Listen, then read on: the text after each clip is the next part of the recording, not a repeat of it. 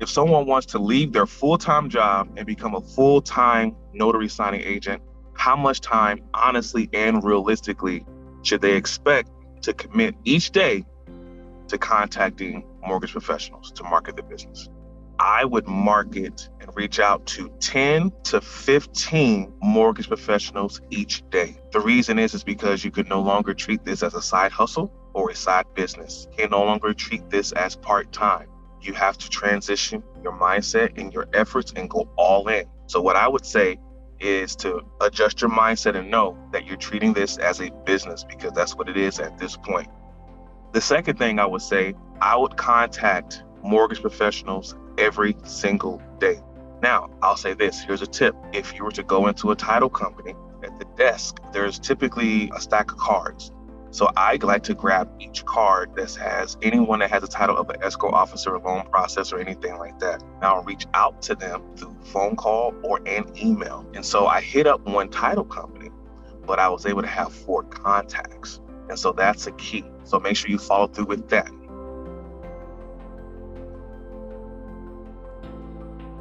It's very important to make sure that you are tracking what's going on. For, let's say, 3 months, you're going to want to track the number of signings you have for each of those 3 months, as well as how much money you're making. When we track over that 90-day time, you can then get a visual of what it could possibly look like for you in the future. We want to make sure that you are consistently receiving signings. A lot of times we can do something one time, right?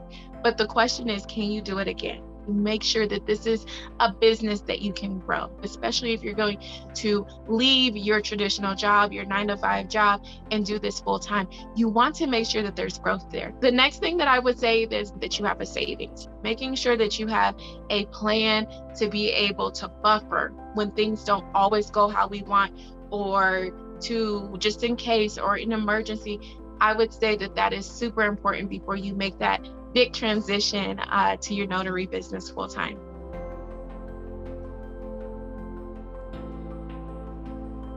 Okay, transitioning from part-time to full-time notary signing agent can be stressful. All right.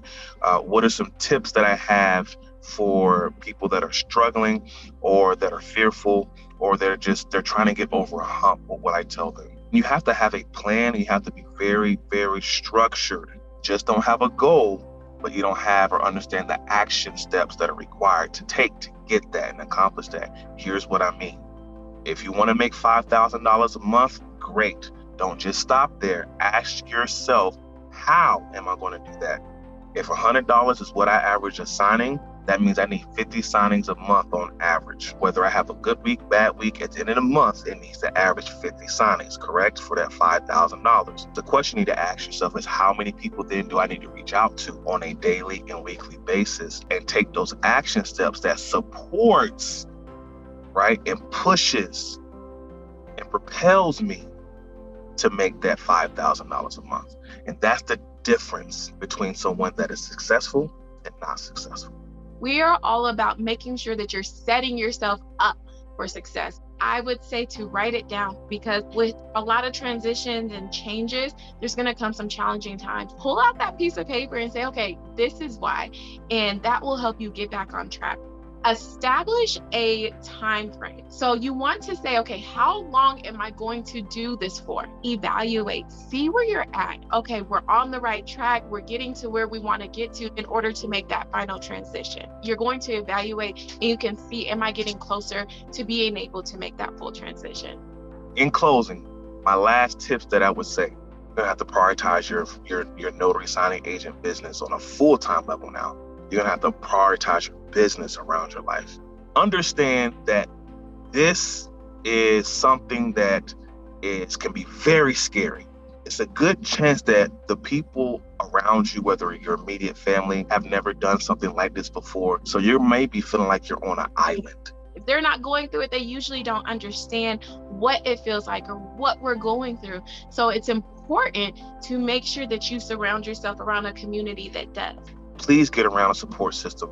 My wife and I, we have a group Facebook group and community that we invite you to come and join, to have the support. If you want to just be in a situation where you can have mock calls, or you want to hear someone hear you and how you sign in when you're marketing, or you want to get some tips or some pointers from real life hands-on experience. We're going to hold you accountable to what you say you do. So when you vocalize what that 90-day time frame is, what your goals are, how much you're aiming to get, and then show them results that can either celebrate with you or help you get through the challenges. Reach out to us, join our Facebook community.